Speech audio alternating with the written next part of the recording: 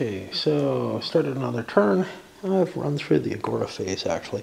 A little bit happened. A couple of characters died, notably one of his big ones. Some of the points have shifted due to that. Not a whole hell of a lot.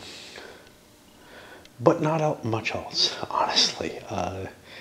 He managed to steal a troop card from the Archon, but we're still in this position where it's kind of balanced. The votes are close, and I think that's just the nature of the oligarchy, because there aren't going to be a lot of players, there aren't going to be a lot of leaders total on the board, and certainly not a lot of aristocrats, with only 2 players who have draws of them, and and we have 3, which is maybe a little odd because persuasions aren't likely.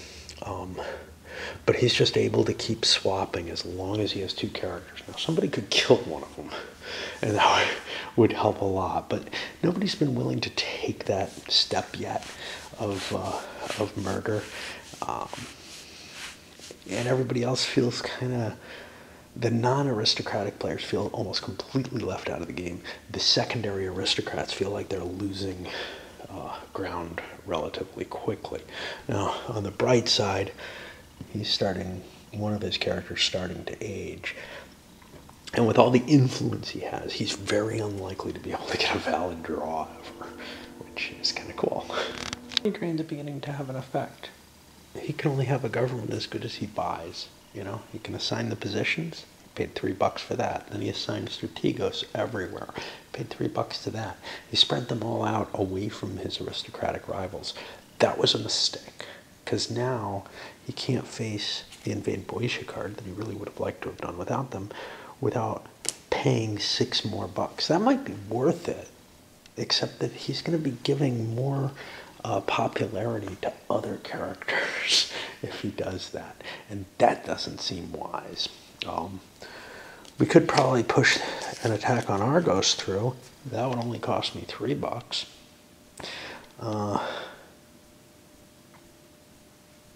And I don't know if that's worth it. It's costing me several bucks to do each of these, and I don't really necessarily feel that I'm gaining a significant portion of the advantage. Now, I don't have to bring everyone with me.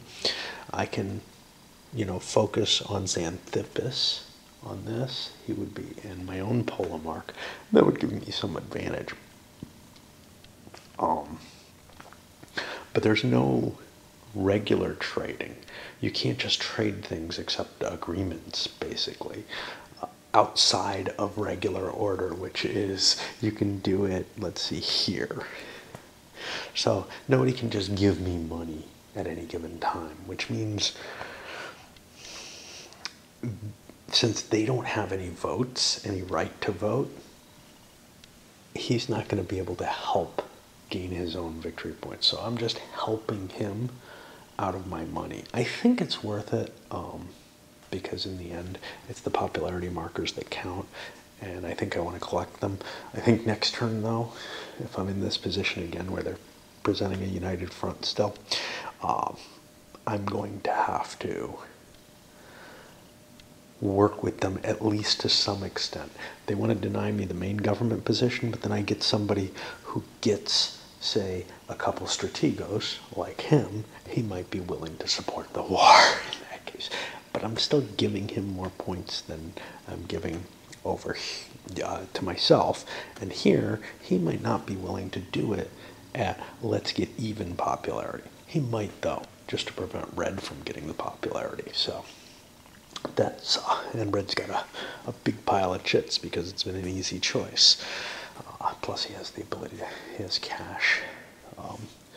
So yeah, we're probably seeing that we are actually slowly being pushed towards not being able to control the government permanently. And of course, if we lose a character, it's all gone, because we have to start, unless we gain another one, we have to start giving the Archon up every other turn. But as it stands, I can just swap my 2 balls each time, make sure I get the Polemarch. I could, of course, force a Strategos in there, but I leave a space open and give myself the Strategos. But the problem with that is that's a second vote, so I might have to spend money on that rather than spend Strategos cards. So unless I can get by the first vote for free, that second vote doesn't make a lot of sense. And it's better to be Polamark, whatever. It doesn't give anything really advantageous. It's closer in the line of succession. So yeah, I think we're going to try to take Argos. I forgot we also have the Parthenon to build, the real one this time. And yeah, that was worth another $3. And it might have had to be more.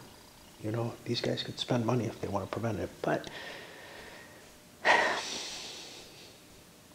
we don't know what we're draining. We're not gaining anything from it. And it's just hard to tell. The only question is, well, each of our money can account double, because if we both throw in, say, $2 or something, we can prevent this from happening. But then he could just say, okay, let's say they each throw in $5. You could just say, fine, spend your $10 on this one vote. We won't build the Parthenon this turn. We'll build it some other turn. And that might be cool, but it's probably not worth $10. Now, what I noticed for him is, in prosecuting the war, the total cost for him, let's not count the Parthenon, that's $3 extra. And honestly, you could say the Archon money is for that too. But if the Parthenon hadn't come up, I spent $9 this turn to get one blue popularity chip. That's a bad deal. I could be spending $10 a turn and getting a purple popularity chip without any problem. Which means that maintaining the government is actually not necessarily economically effective. Now, other players have to watch, because if they start piling up too much money without buying popularity chips and the deck starts running out, we have the potential that the game is going to just end. Now, there's one more deck, so that's not, it doesn't feel like a major concern right now, but it all depends on how much money they're storing. Nobody's up in the hundreds, so it's not that big an issue. I feel like we can spend the money quickly enough and get chits. The war was, of course, successful. I'll do a quick check for coup. I doubt there's going to be one, and then we'll move to the next turn. Not going to be a coup, but there were a lot of statesmen in the last draw, and that was kind of interesting, because it meant he actually got an aristocrat. Everyone could have taken statesman if they wanted. I think someone didn't. I don't know what he took. He took a good statesman. Did everyone take a statesman? No, he took a bodyguard. And there was an extra farmer left. So this was kind of an interesting call to take that instead of a farmer. I'm not sure that was wise. Well, but that can prevent an assassination. One of the reasons he did it was he has an aristocrat who someone might want to assassinate, but more importantly, it kept it out of the hands of other people who might want to perform an assassination. No, there was an extra merchant. So actually the only farmer had already gone. There was just an extra merchant. But, hey, somebody drew Sophocles. He's the same as the other one that he passed on, but it's cool to be Sophocles. Anyway, I think that's it for tonight. But we're moving, forward, which is appealing, because I've been definitely having a hard time getting to play. Not so much the cold. It's cold still, and I don't much turn the heat on if I'm not home. If I'm not going to be available to game for the whole day. But work has been really, really eating not just the time that it should, but now it's spanning way too long. It's like going a couple hours early. I had a meeting today that was at like 7 a.m., which normally I just don't even accept, but I had already accepted it accidentally. And then I just end up having to continue on through the day, just not being able I don't know. Just horrible amounts of stuff that I've taken on, and it's obvious that like I can't complete the work that I'm supposed to be doing, but I also can't run away from the stuff that I took on that's extra, and that's actually sort of a microcosm of our whole team in some ways. It's not pretty. And through the income phase, one thing I wanted to say, and I'll say something else instead, this something else is, this little track's proving to be very, very helpful, just so that even though I do the counting each time, and I don't track the things, it gives me a visual capability to see who gets cards next. So I'm very much in favor of its existence. At first I kind of thought it might not be that important, but it is proving to be pretty darn valuable. The tribe pool, not so much, because nobody ever used the tribes, and they could go in a counter sheet, but I don't know what else you'd put there. Maybe another space where some cards could go, because I do sometimes feel like I don't have enough room to express everything, but I'm not quite sure what. Like, I've got an empty box here already that I use for something. Can't remember what that something is, but it sort of acts as a utility box. But the thing I wanted to discuss was the wars, so far at least. And I haven't seen the effect of this on the Spartan Wars, but it doesn't seem like it's likely to be terrible. The fact that I haven't had to do the Persian Wars hasn't really caused me any problems. I mean, the one I did, I failed. Now they're set aside, and I think the only way that I can bring them back, it's not clear from the rules, at least to my reading, is if the Persian hostility comes back. I think they come back, you know. So if I do anything that's going to piss the Persians off, I think they should come back. So that's what I'm doing, but that's, you know, there's plenty of wars that I've had that I haven't needed to deal with. That I haven't had to dig into the Persian hostility situation. And there's very little reason to actually go pursuing more than one war at a time, as long as they're all inactive. Now, when the Spartans come, things are going to get ugly, I think. But basically, the thing I'm going for is the popularity gain. I don't really care about the influence gain. It's nice in the sense that, hey, maybe you'll get a persuasion off because of it. I'm getting some pretty hefty influences here where they may want to go for things, but every time I calculate it, it comes out I'll have to spend money to get any chance at all. Therefore, I'm not going to trigger it because it's not going to even cost my opponent something. Sometimes you might be high enough, like in Republic of Rome, you can get influence, you know, up close to 20 or whatever, fairly often. So there's usually people out there who can take a reasonable chance on even a controlled faction member and force that faction member to always have money on them to defend them.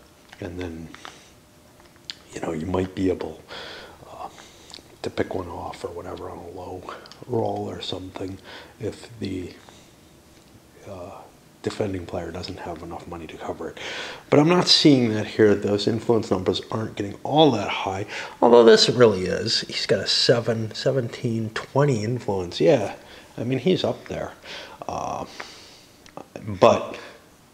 almost everybody has a loyalty of 7, another 7 in the base. That puts him to 14. And remember, in Republic of Rome, after a certain point, influence can go above 20. What it can't go above is 35. That ends the game. But you can be above the 21 where you're votable into dictator for life or consul for life. But it seldom happens. 17, 20. So around 20, that gives me a 6 base. That means I only need 6 money on people to protect them. Now, he only has 1 buck on him, so I could go after him. The real limitation here has been, hey, I got my pink cube here. I'd have to move that, and once I do that, I telegraph. and then that character can be protected. Might be kind of neat if some of the cards were opportunity cards that let you target someone without, let you move your cube and target someone at the same time or something. Because it shouldn't always be the case that any influence attempt is definitely telegraphed and therefore defendable. But anyway, the point of all this was there's no real pressure so far to get the wars done. There was one card which activated the Persians and made them into an active war, and then we lost that, and that's great, And now the next side of it is these other wars. These are all wars of choice. There's nothing that's causing me to have to deal with them, and that's causing. It takes away. There's an immediate threat when you're playing first deck of Republic of Rome. I don't feel that terribly here. I really don't. On the good side, the oligarchy rules making it possible to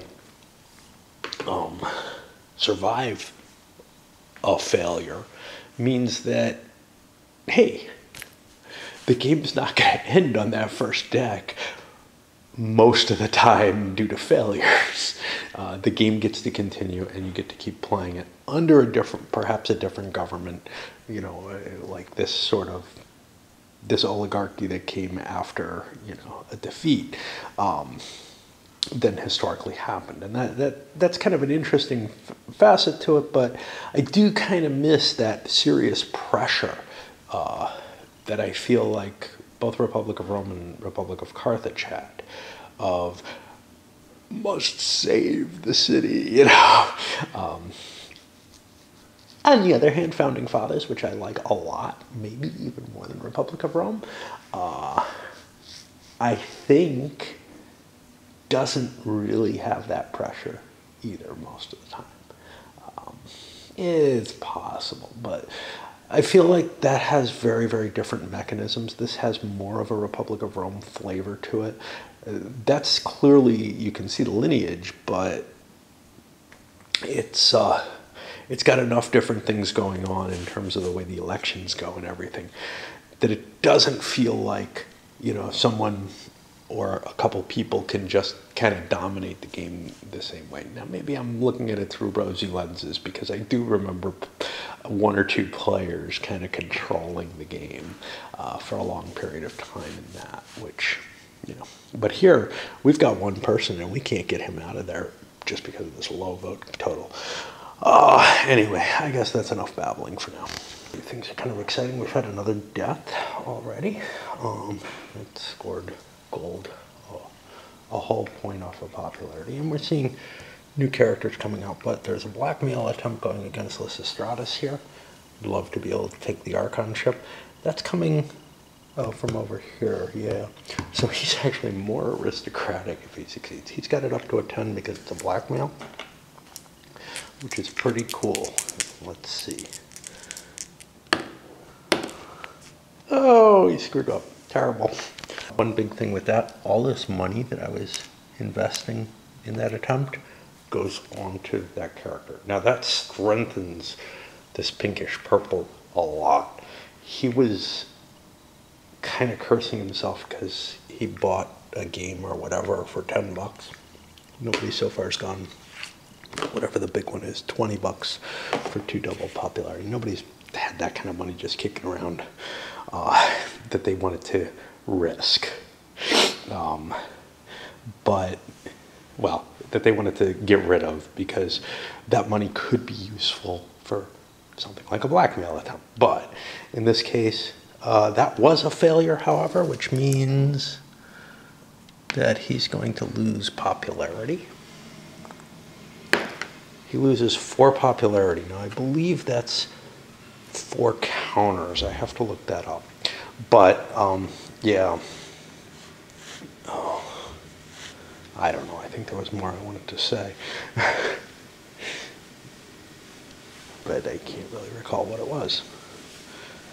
that would have been a serious shift in the power balance. But instead, now he has extra cash. Right. Yeah, so he has extra cash that he didn't want to throw into. He had worries that he might not be able to keep the government even this turn, and especially pass yet another project.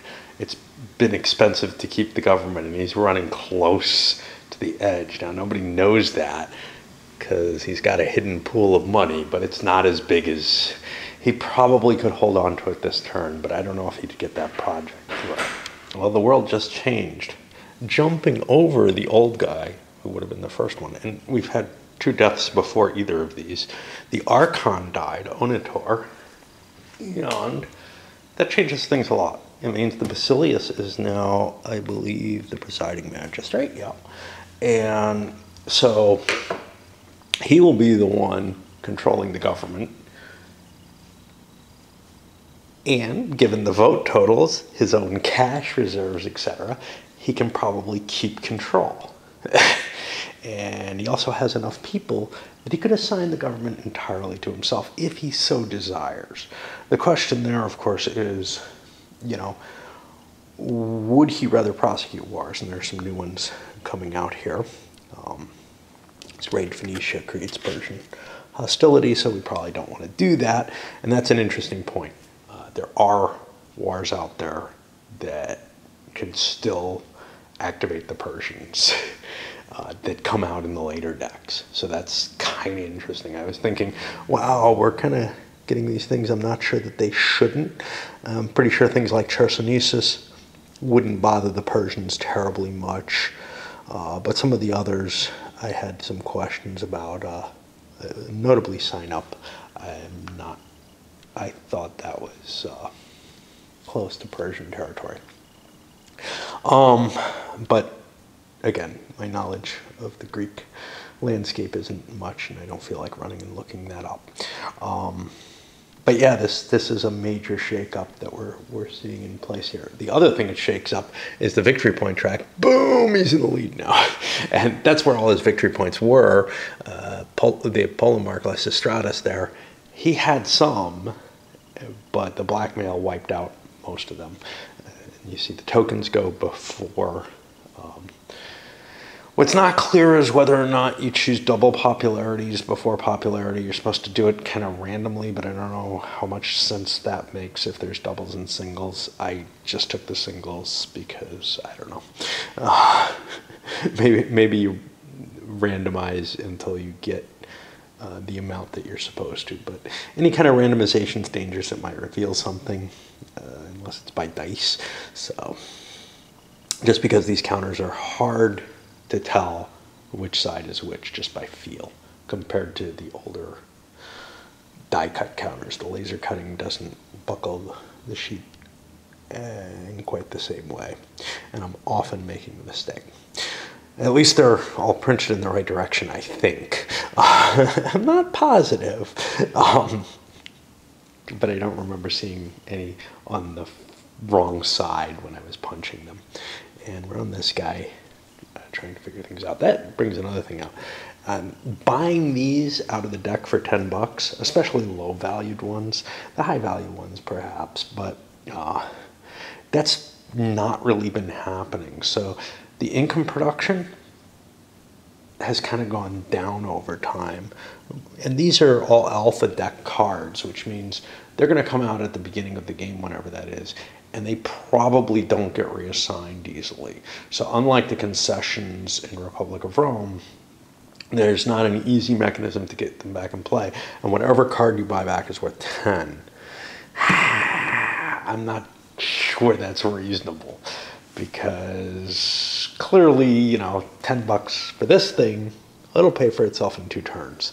$10 for a $2 one, that concession's just gone, and unless that's something that degraded over time and wasn't available to the later city, I would say is pretty questionable then. Anyway, we still got a couple players to do.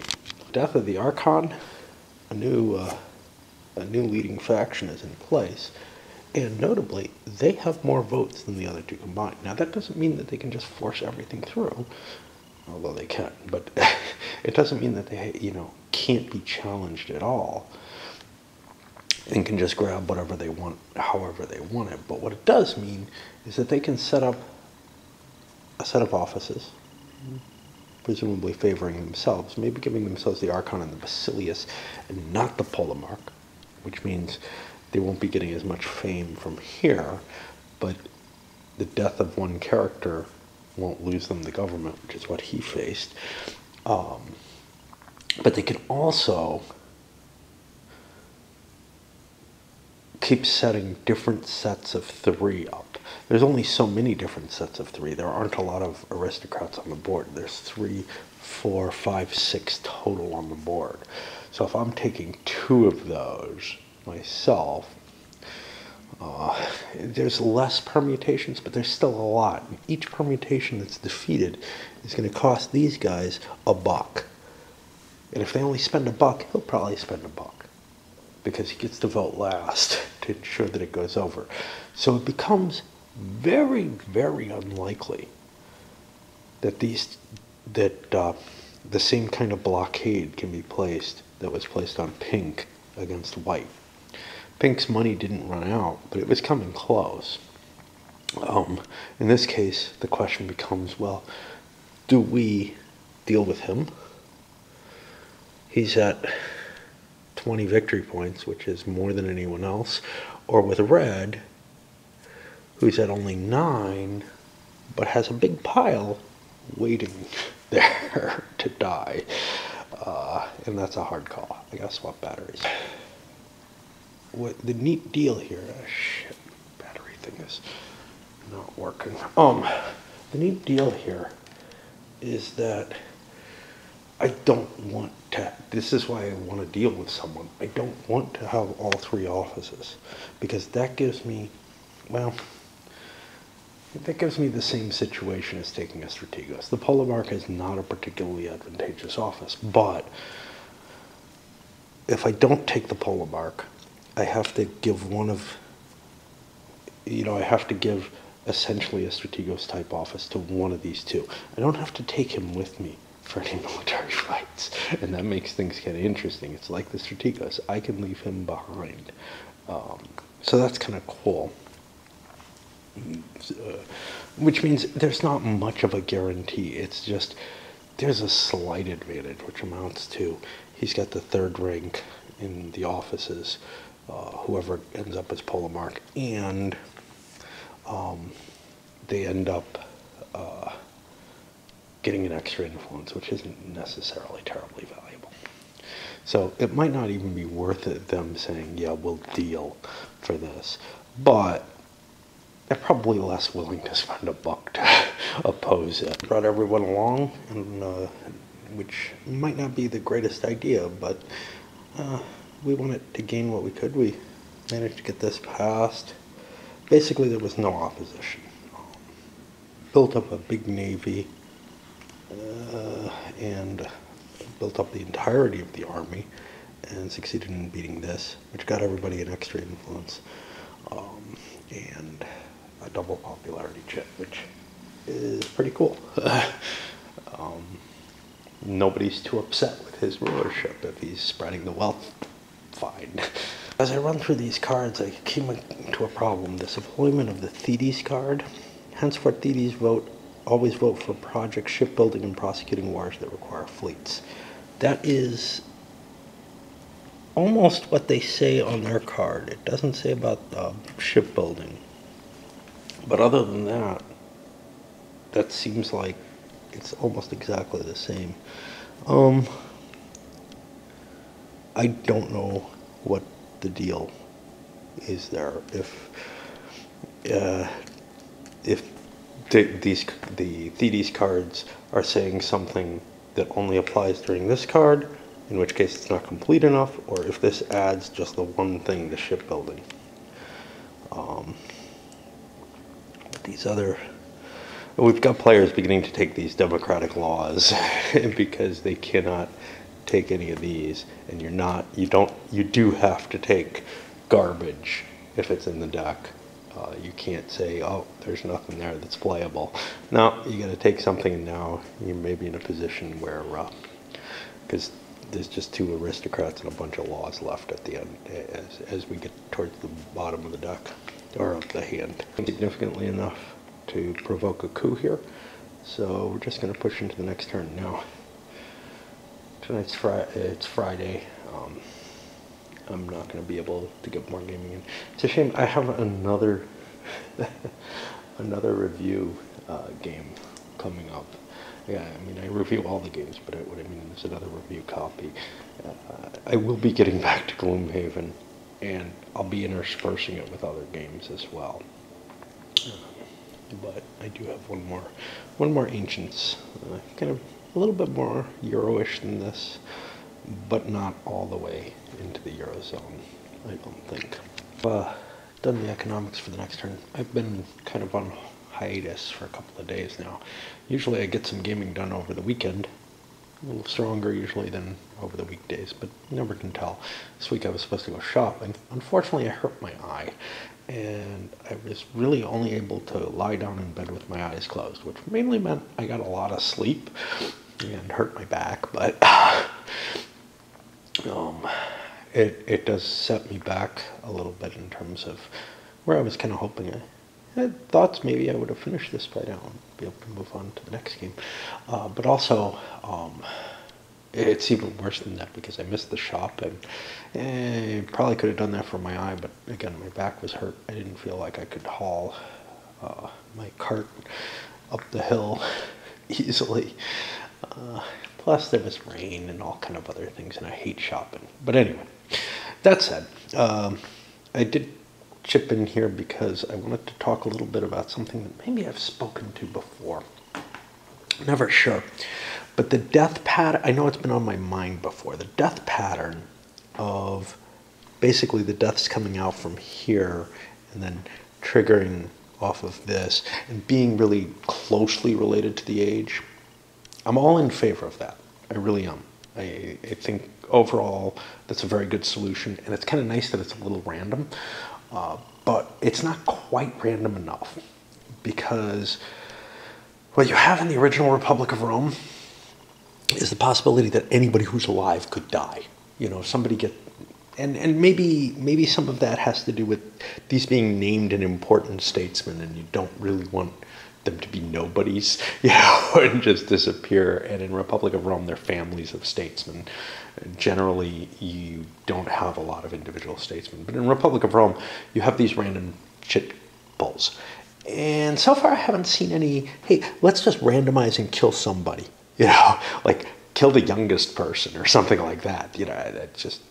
And I feel like maybe a couple of events like that in there would help in a couple of ways.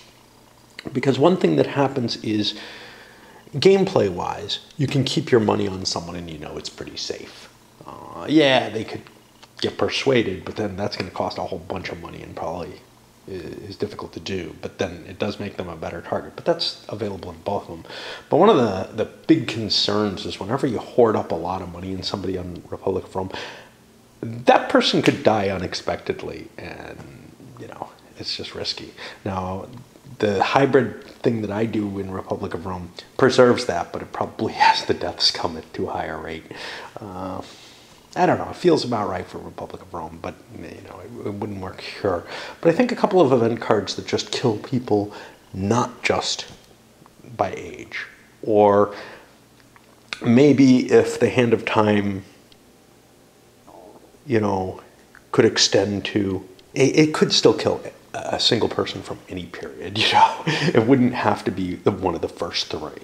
It's granted, a couple of Hands of Times can get you a little further up, but usually, you know, you're back at the bottom here, you're not going to get killed. What other effect does it have?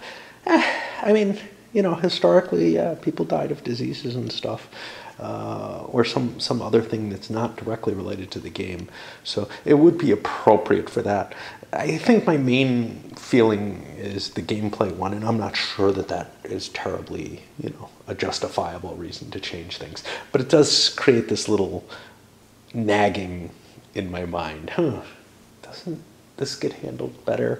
You know, and that's just the kind of thing I'm faced with all the time.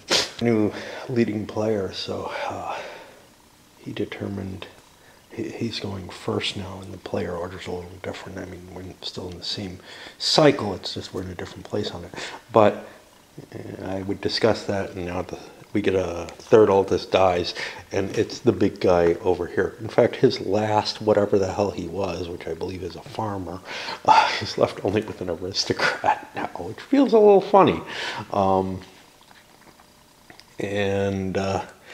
A lot of money disappeared, but also he scored all his victory points, so he's now in the lead for that out of the players who have banked popularity. Now, all the popularity that's on the board still counts, I think, at the end of the game. So you don't have to kill people off to score them. It's just, it solidifies their score. Another one of my crazy observations. Now, gameplay-wise, this works really great.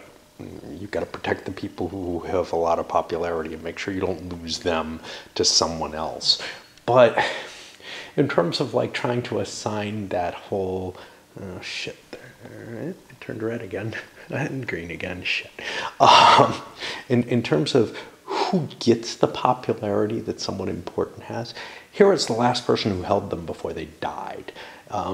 If you look at important figures who've been very, very closely aligned with, say, one political current or another, and then maybe late in life end up shifting towards something else, a slightly different viewpoint or whatever, they're still generally known for where they made their fame and not for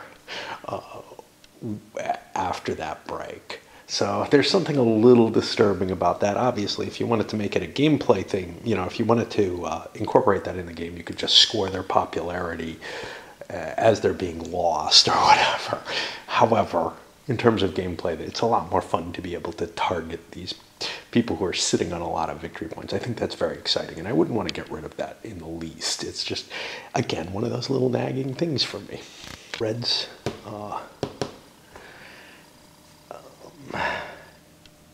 aristocrat died, and I can get rid of this too. And he had somebody not terribly protected. He has another one, but someone not terribly protected that I had my marker on, and boom, because there was no cash here. I don't know how that cash got drained, but yeah, it was like, well, if you're not going to protect your people at all, I'll go for it. It ended up costing a huge sum of cash to do, 18 bucks to pull them over. But then, no, this guy. But then I'm also clearing off money off somebody who's going to die by buying myself some more troops. Always a question there. Do I want to play the game by the rules, i.e. keep buying popularity? Well, after the building of the Parthenon, huge piles of popularity showing up here, I just don't feel like I'm in that game. You know, I feel like the only way that I can win is by getting lots and lots. Is by getting myself a set of troops and going for a coup. And really, I'm not the only player in that position. 3 of the players are definitely in that position. The only one who's not out of the non-aristocrats is the guy who had an aristocrat and was able to accomplish, you know, some power off of that. And now, you know, he's not seeing much future either. Murdering aristocrats might be a good way to go in terms of trying to bring back the democracy if we can kill off all the aristocrats. That seems like a pretty extreme way to reverse things, but it also is the only way available is to kill off the aristocrats. But there are too many still. We're looking at 4, 5, 6 of them sitting out there. And he wants to pick up a merchant because he can't trade away. He's been failing to trade away. He's got like this figs card that makes 2 per turn. I don't know why. The other thing is a couple of valuable farmer cards are out here. So now there's something that farmers might want to buy other than troops. So they're thinning out the old guard here. And we got this Helots revolt, which would be great if we had like a Spartan war in place. It would reduce the Spartan allies, great, that doesn't matter, but it discards Spartan and Peloponnesian wars, which would get rid of them at least temporarily and get them off our plate so that Athens could continue. I think the Peloponnesian wars, or Spartan wars, are going to destroy Athens, in which case nobody's going to win by my rules, by my modification of the rules, which is kind of a, as always, it's kind of a dissatisfying solution to the game. But the alternative was far worse. And then trying to figure out some sort of, I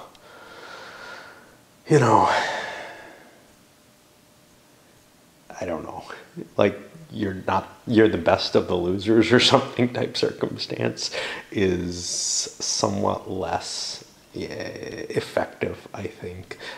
Again, people who want to see, want to rank themselves directly will play it in the same way that they play trying to collapse Rome in Republic of Rome in order that we all lose so we're all tied. Well, those people still see that as a win somehow. I've seen that happen in Canadian Civil War, where it's also very specific and very nicely so.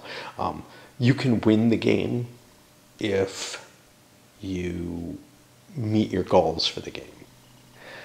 If there's a national crisis, the possible results are everyone loses or everyone on the losing side of the crisis loses. Those are the only two options. There's nothing about winners in that again. It's this very carefully constructed dichotomy that I think works really well in that game. And that may have influenced some of my thinking when I finally saw Republic of Rome. It wasn't too much later, but which definitely, gives this, okay, these games specify how you lose the game and how you win the game. And then there's a state in between that's not winning or not losing, essentially the same as playing the game, maybe. And, maybe if you end up in the top, you end up in the did not lose as badly or something like that. But again, if you start specifying things like that, people see themselves as ranking better and thus getting forward. Here, I feel like, the mismanagement and poor card landings in terms of the Persian Wars have kept us from wanting to fight those, have kept us from getting advantages like the Delian League and stuff that we really would have liked to have had, but we can't afford them now, and we sure can't afford to start a war with Persia. Although, we have a fair-sized force, but we don't have the Spartans anymore, and they were a major factor in being able to pursue those wars. Without them, we can't do it, and now we're kind of at the mercy of being a sort of powerless force within the Peloponnesus without our own league. And you've got to assume that the Spartans have created their own league or something, because they're going to be pretty damn potent, where we haven't. And we're just going to get our hats handed to us, or our heads, as the case may be. Going forward, though, we do have a couple of projects to build, which is good for whoever can control the government, which seems to be white, seems to be pretty damn clear at this point. Only he and pinkish purple have any votes at all, and he controls the mechanism of government. There are plenty of leaders, so there's no problem in trying to push things through. And remember, he was kind of tight on money. He started getting his money drained too, but he's probably in better shape, so it's unlikely that he's going to be able to do things. So in a way, it's starting to look like maybe the only way to win after these circumstances is to install a tyranny, because that ends the game before I have to face the Spartans. So even for the aristocrats, they may not want to keep the oligarchy alive much longer. They may be wanting to look for a power base. Now, this guy bought troops, I think, with an eye on, hey, we want to end this, and we want to try to win a coup. Okay, it's on to the government phase, and I'm probably going to have to take a break. I'm having some issues. White player in charge of the government. He assigns himself all 3 positions, guaranteeing himself all the goodies. Takes one of the strategos, hands others out to players who he thinks can take popularity. Passes both projects, and I got to remember to pay for those projects. I try to catch up, but usually I'm forgetting, and then I don't know where I'm at in terms of the money spent. We took on a dangerous war in this case, Boeotia, and we were at like +8. But the problem is we would have done okay, but we rolled the standoff result, which is a fairly likely one on this, and lost 1/4 of our forces. I haven't checked the deaths yet. I don't remember how that's done.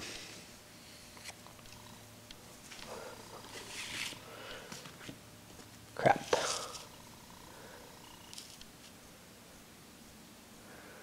Two dice for each commander equal to or less than the number of armies or fleets lost. So we lost 3 armies each. Everybody was there as a commander. So it's on a 3 or less, somebody dies. And this is the way you can die, out of the time. So we'll check for everyone.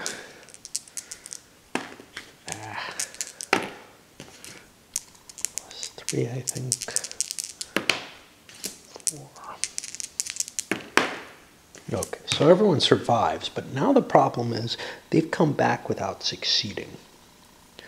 Well, I don't know if they actually return because the forces are still there.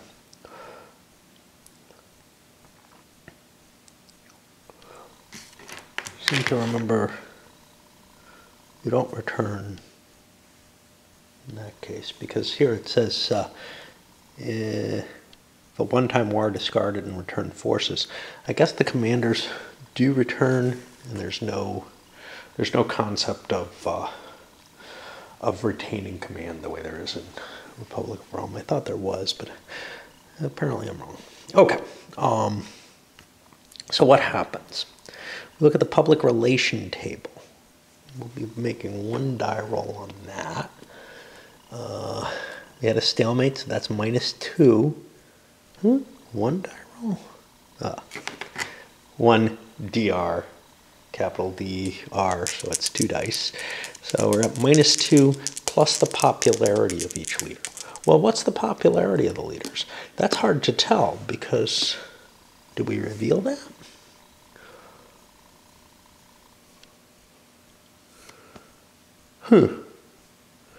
I don't know.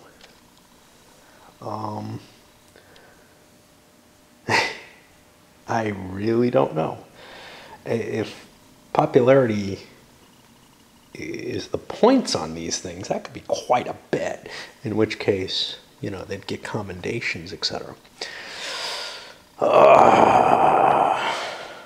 But if it's like 2 and 1, that's a little bit more reasonable.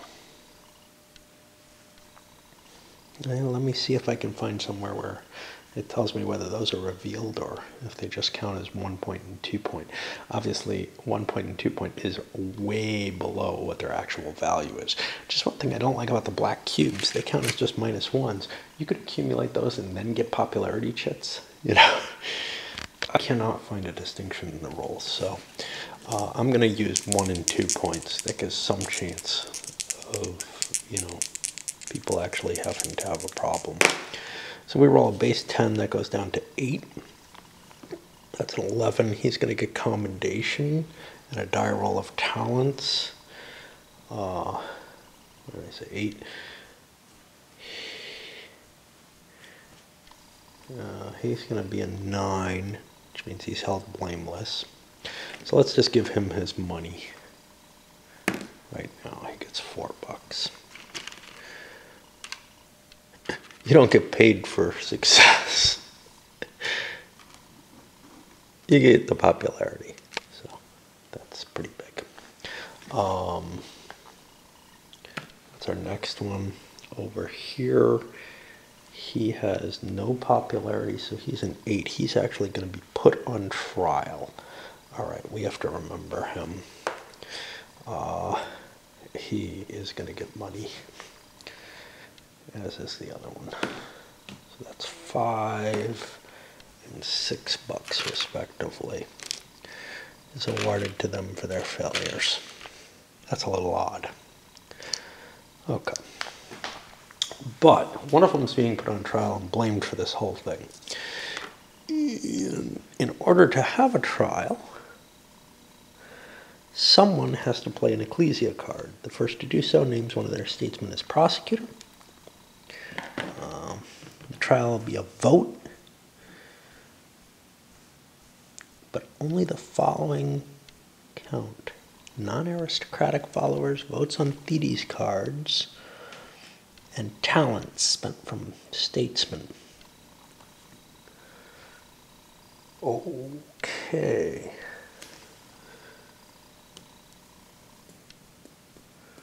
And then I guess you have an effect.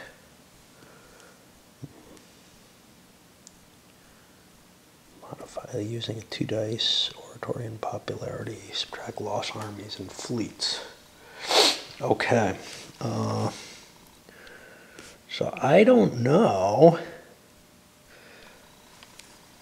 I guess Thedes cards have some value here.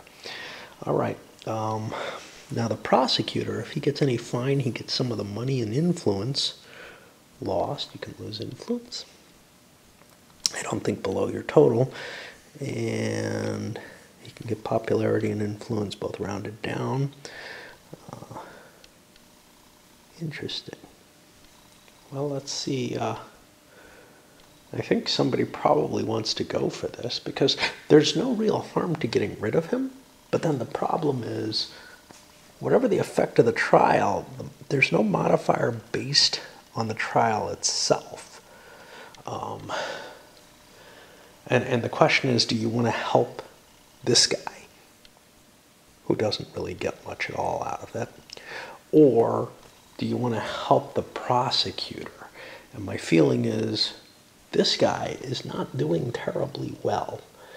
So any trial against him is liable to fail unless somebody throws a lot of money in it. And he's just not worth it. So I don't think anybody's going to prosecute his ass. Okay, and the cards are dealt out. Nobody got any additional troop cards. The only person who's kind of ready for a coup is this guy, and he wants to go at least one more turn. He wants to buy one more troop card, and then he thinks he's got a coup going. Problem? The people deck is done, which means we'll be pulling the third people deck into play. Strangely enough, I thought we ran out of the news deck first last time. Now we're running out of the people deck beforehand. Seems a little odd to me, but whatever. And that's the end of the turn.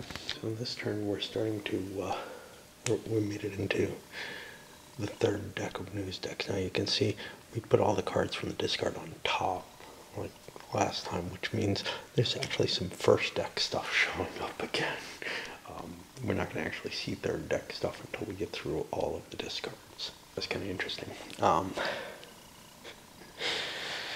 This guy bought a big troop card. It's obvious he's been buying cards.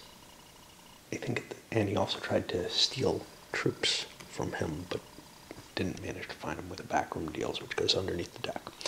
Then over here, he tried to seduce Kaiman and ended up spending $15 on double sixes and giving him a whole bunch of money, which means he doesn't have the money to buy a troop card, which is kind of interesting.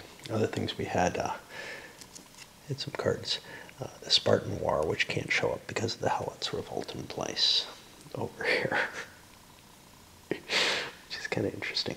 But one thing is, this is what I noticed at the bottom of the deck on this one, when just before I shifted to the People's deck, and now I'm seeing why. All those intrigue type cards, I call them that because that's what they were called in Republic of Rome. I don't know if they're called that here. Yeah.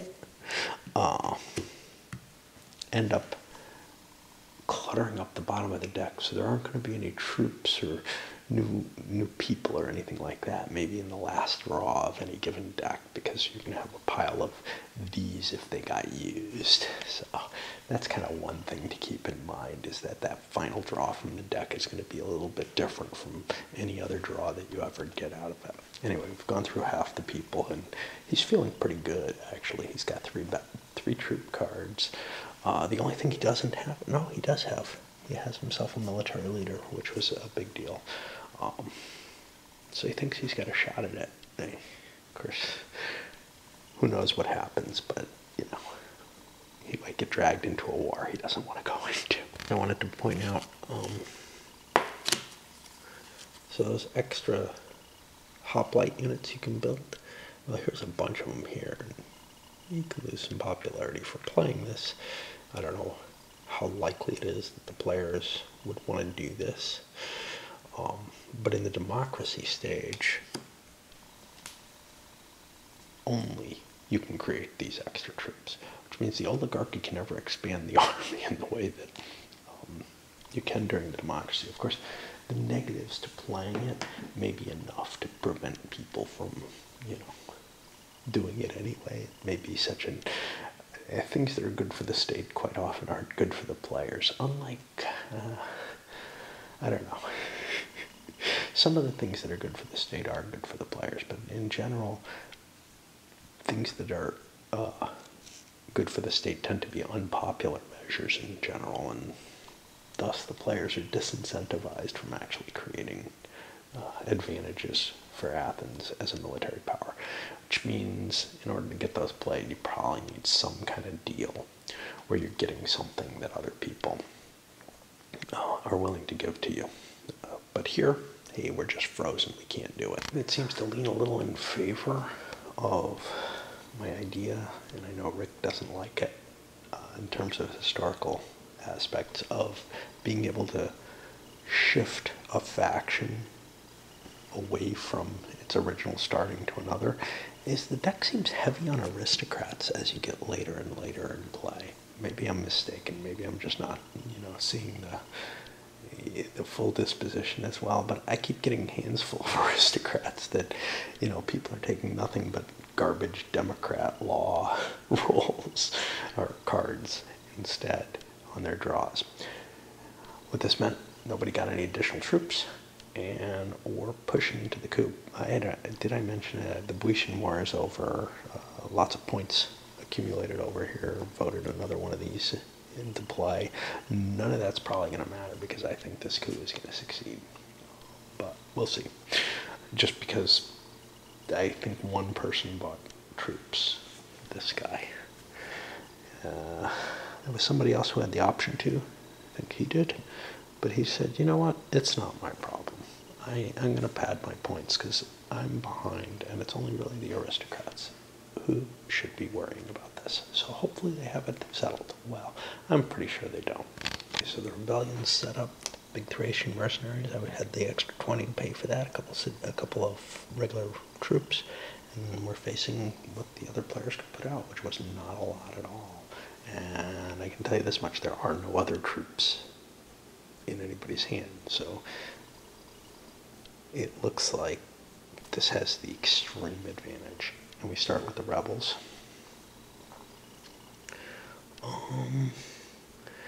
And I don't think we want to move, because if we move, we allow the enemy to get first strike, and first strike is, you know, an advantage.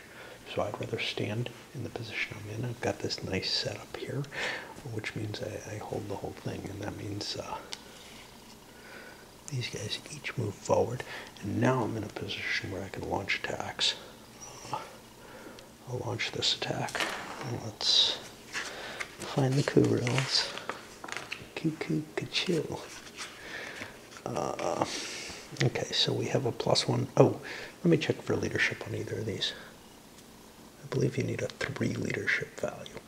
He has a die roll. What the hell?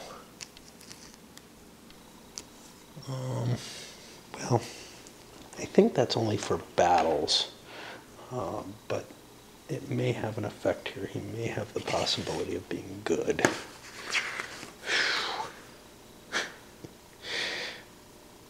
Have to have the one complicated situation where I don't have anybody who has the right value. So I'm going to let him roll it if he gets, what, 3 or higher? Or is it 2 or higher? 3 or higher. If he gets a 3 or higher, I'll let him deploy. He does. So just put him here instead. Okay.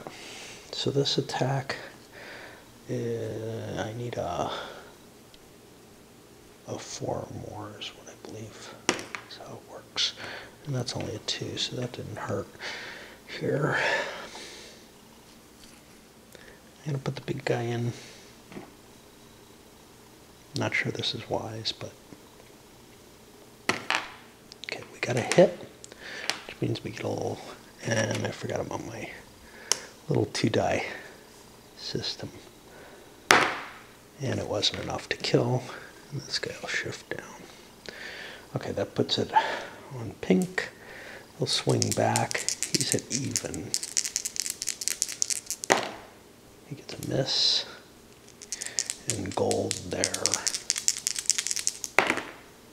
Also he gets a hit, and he kills this actually, which means I have to do some lookups because we have a leader death possibility.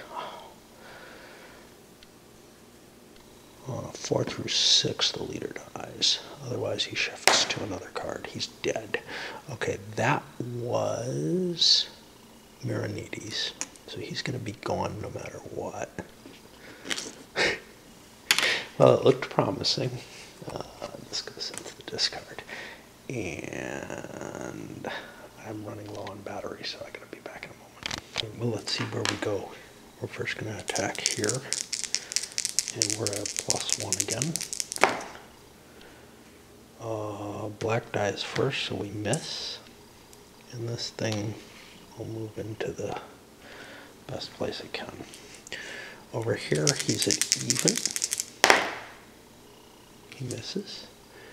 And he'll slide in and attack. And even as well, he gets a hit but does not kill. Puts it on green again. Even against the big guy. Oh no, actually I'm at +1. Wow, how am I missing? I get a second hit and it's still not enough. That unit's holding up pretty well. And then the other unit, I miss. Back over here, he's still at even. That's not a hit. Would have been deadly if it was. And the other unit hits. And a 3 is enough to wipe these guys out. So,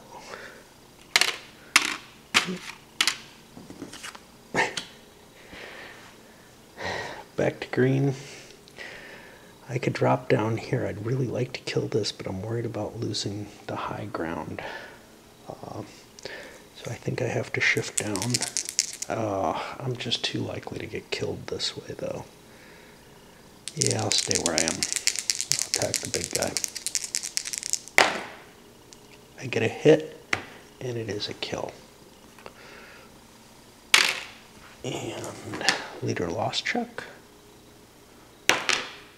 Okay, I've just killed his leader, who is this Ptolemades guy. He's dead. And let me clear his stuff. I've got to, up the popularity and all kind of stuff like that. I also have to worry about votes with him. Yellow gets the bonus of being able to blockade the location. That's not too important if they're going to fight. The problem is if they're not going to fight. And he gets a hit with no kill. And now the mercenaries are at +1. They get a hit and kill it. This coup is over and the game is over as well. So that's a victory for yellow. And I mean, they really kind of planned for the coup. What I'm going to do is I'm just going to add up the popularities so that we can see where everybody kind of was sitting. I know there would have been a lot more opportunity for things to change, but notably, he has control of the government. he has a lot of people in his hands, and it's pretty likely he's just going to keep cranking victory points. And whether or not he wants to bring other people along with him or can just do it on his own is really, it was at a point where like maybe somebody could take an assassination pop at him every turn or whatever. But yeah, he pretty much had a big enough faction. Now, how much longer would that last? 25 is here, and then 2 is up here. So, he's due to lose one guy, although he could prevent that loss if needed. Plus, he's also got a huge bank of popularity. He's got enough money to defend himself in general. So it was getting pretty hard to challenge his position. That we're on the board, you can see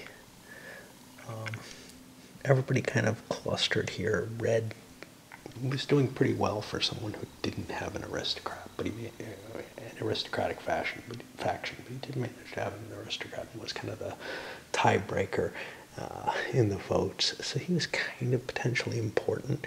Was able to get some score off that, I think. Everybody else, not doing that well. These guys right around 20, and then below that, but 97. I mean, just, oops, I did the wrong person. Shit. It was about 60 on him. It was 66. I took it on the wrong person, sorry. 77. My mistake. I had it twice to the pink. But he had so many points backed up there that, could somebody else make that kind of ground? Yeah, there's still a fair amount of game that if he was wiped out and this guy managed to get a good pile. We had one interesting thing that I didn't mention.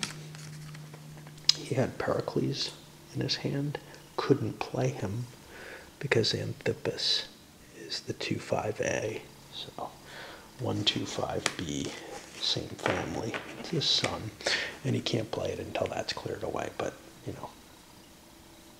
take Pericles, man, right? He's not that godlike. I mean, there are plenty of good leaders here. But he's got a really good oratory, which means if he could have been, an aristocrat, somehow he would create lots of votes there. But as a regular, in a democracy, it probably didn't matter anywhere near as much.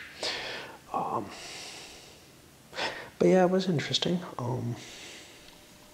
I feel like this game was heavily skewed by the fact that the Persian Wars, I could not take them on, and then the feeling that how am I going to deal with Sparta when I don't have all the troops that I could get, when I don't have maybe some advantages that come from some of these, like the Delian League and stuff like that, that required me to fight Persia to begin with. And then the only really valid route to victory actually really is to throw a coup. Now, on the other hand, the rules as written, this guy and others who were heavy on the influence or on the victory point track would be like, well, we just want to get wiped out legitimately, and then we can win that way. But as I've shown, that creates really, really pathological play to the extent that, like, I don't think Athens will survive the early game. I think somebody will have enough of a chance of victory that they're willing to destroy Athens and see what happens, to see whether or not their points come out as a higher total. I don't think I can do the review tonight, but hopefully tomorrow I'll get it out. And then we got another review game and another Ancients one, this time based on the year of 4 emperors. So that should be kind of fun. Somewhat Euro-ish, but not quite.